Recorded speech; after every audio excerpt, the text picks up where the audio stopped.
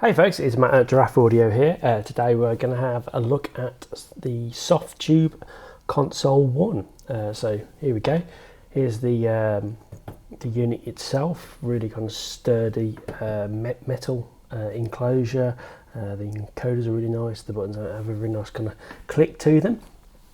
So what I've got on my screen, I've got Logic up, and I've made a little bit of a track, and what you need to do with the console one is you need to insert on every single channel, regardless of the door you're using, of course, where you want to use the console one. This means when you're using the channel select on the actual hardware unit, it will flick to the correct channel. So let's take a look at what we've got then. So if I press view, this will show me my overlay of the console one's interface.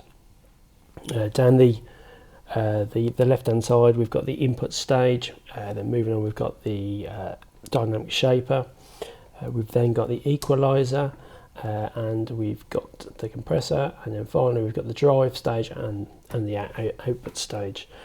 So what we need to do, let me go back to Logic. I'm on instrument A at the moment. I'm going to hit the solo button on the console one, which will just solo that one channel. So if I hit play now, try again. Okay, so I'm playing sound through contour there. So if I bring up the display again, and we've got a graphic equalizer, so you can see the kind of EQ curves that's going on in the sound. I'm going to hit equalizer, which will switch it on, and then I can start to use the gain controls.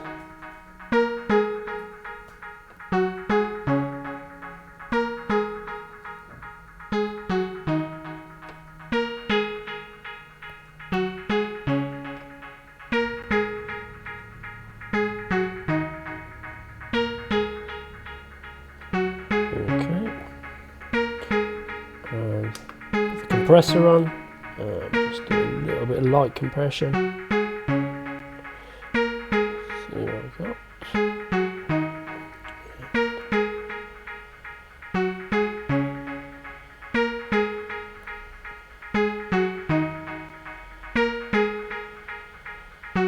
Okay, great stuff. I'm going to unsolo now and you'll hear the full track.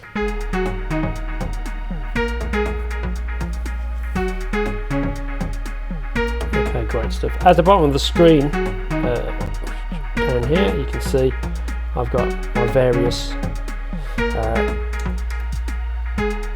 meters. At the moment everything's not named, so what I'm going to do, I'm going to pop back into Logic and I'm going to rename my track. So the first one, I'm using Softube's heartbeat, and it's the kick drum. So kick, so next one, using heartbeat again to do the snare. In fact, all the drums are heartbeat.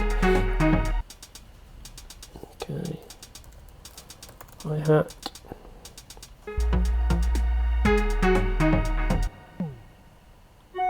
and some kind of tom thing.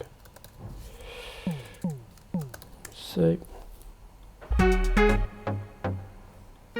okay, so now if I go back to my console view, as you can see down here we've got kick, snare, hi-hat, tom, and so forth. Okay, so I'm going to choose track 1, which is our kick, solo it, turn up the input.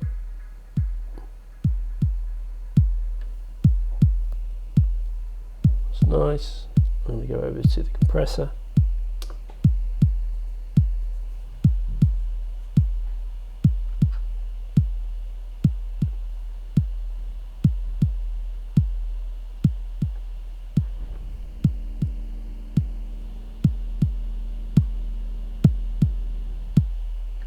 Switch on the shaper, and I'm going to use the punch control.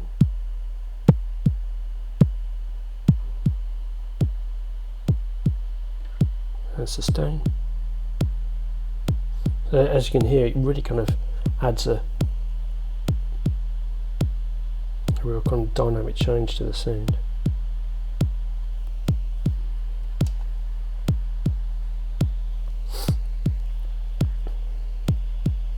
Add a little bit of drive as well. The character knob, if you go to the right hand side, it kind of adds more character to the upper frequencies. If you go down that way, it adds more character to the low frequencies. Okay, let's unsilence, so that sounds like in the track. Okay, cool. I'm going to add a little bit more gain.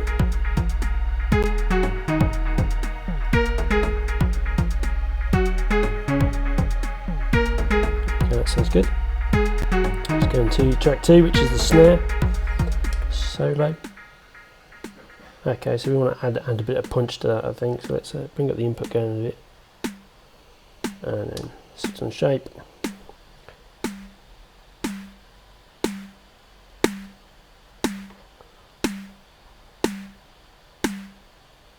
Okay, great stuff. I'm going to switch the equalizer on.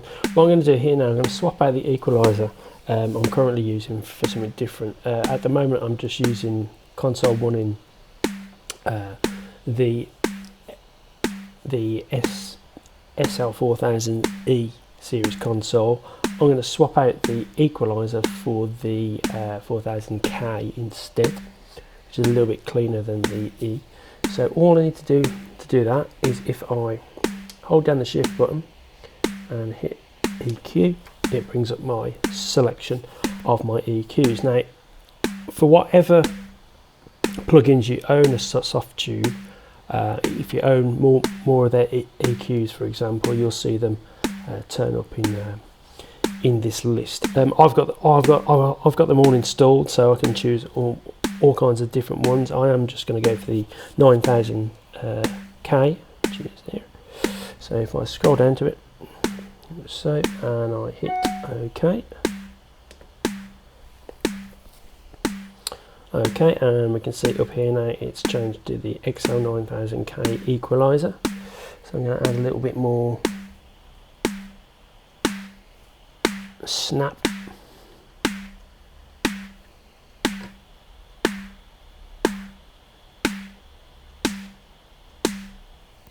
And a little drive to it.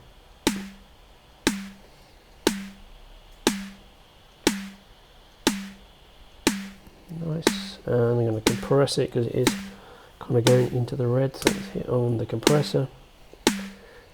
And take down the threshold.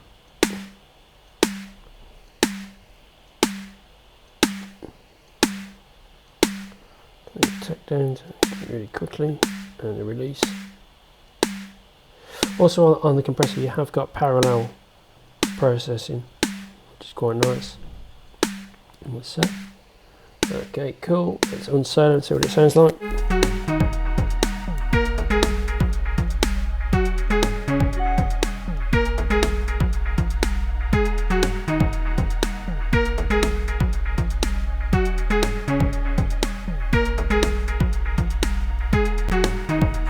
Okay, great stuff. I'm going to flick to channel 8 quickly and just turn it down slightly on the gains.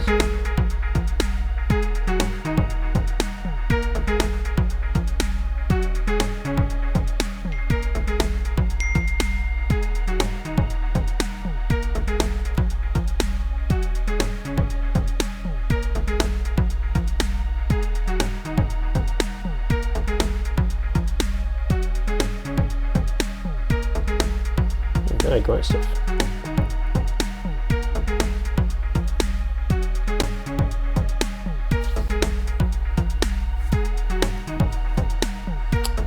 Okay, so let's go to channel 6. This is going to be my sub bass, solo it. Okay, great stuff. I'm going to flip back to Logic. Just go to Console 1 on channel 6. I've pre-done this, but my sidechain is going to bus 6. Bus 6 I always use as a flexible send to sidechain. So I'm busing out from the kick on bus 6. Bus 6 goes to aux 2, which has no output, so I don't double up the signal. Then I've set the sidechain, like I said before, in console 1, channel 6 is going to there. So what I'm going to do now, if we flick back to console 1's interface, I'm going to tell it from the hardware to use the external input for the sidechain. At the moment, you can see over here we've got external sidechain, so we've got off, or we can send it to the shaper, or we can send it to the compressor. I'm going to send it to the compressor, so click, there we go, to the compressor, switch the compressor on, and then start turning up the, actually we'll also solo the kick, so give it a kick, solo, and back. Okay, so now we've got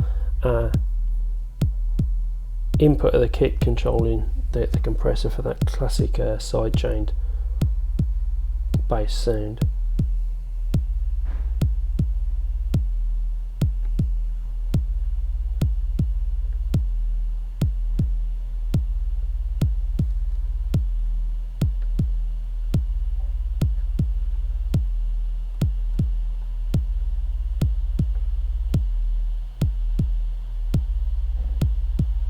Cool. Turn the ratio a bit.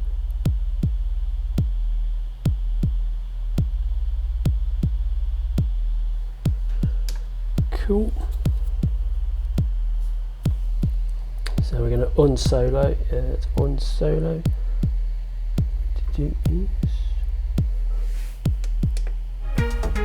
Press all and then solo, and it will take all the solos off. And we're back to your regular track now. I've got a little bit of clipping going on a couple of channels, so I'm going to go channel 1 and turn that down a little bit, and channel 2.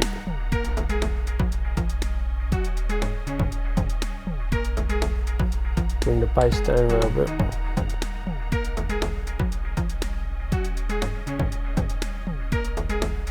See what's on channel 5.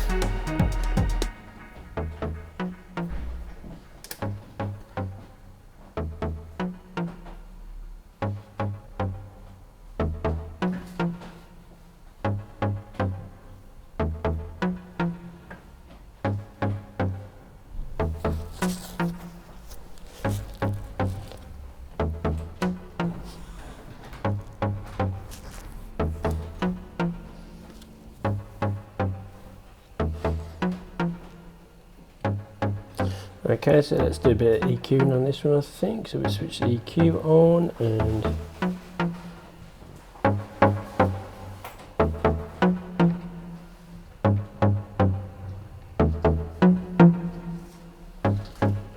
on the compressor as well, I'm going to make sure the sidechain's going to it.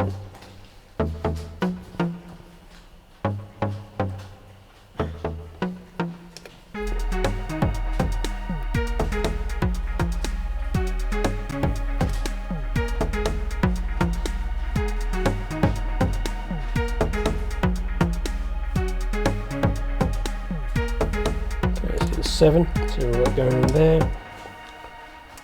Got some string sounds. What I'm going to do there, I'm just going to take off the bottom end of the string sounds. So EQ and tell it to cut. So I'm changing the type of EQ it is. So, and we'll take all those out. Boost the top end a little bit. Okay, great stuff, and we'll give it a little bit of drive.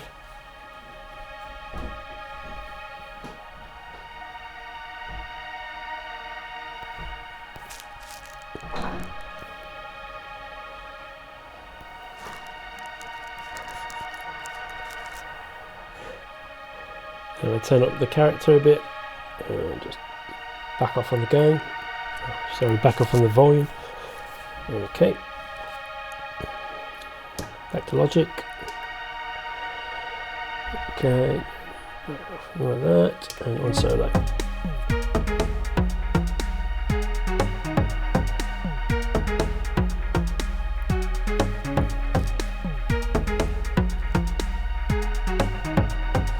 You can also change the view, so if you don't want the full view, you can press shift and then view, and it'll take you to just showing you the parameters as knobs. You can have it as large meters, which I really like, that you can still see your doors, see still what the arrangement that's going on, but you can check out the meters of what's happening on console 1. Also it will show you the kind of compression that's going on in various channels, which I really like. It's the final mode, which is just small meters. I tend to like the large meters, so I find those the most useful. Yeah, the more, I'll just stop this track actually. So the more kind of channels you add, you can page up and page down. So as you can see, I'm paging through what we're up to 360, so you can have as many channels as you like, or in actual fact as many channels as your computer can take. The CPU usage seems to be really good, quite low. I've got it on 8 channels at the moment with various EQs and compressors going, so I think that's, you know, it's really quite cool. Yeah, features that, you know, I like. Again, we can change the whole strip, so we can like choose what console we want, and we go to full view so you can see that properly. Go out of that, cancel, and full view. There we go.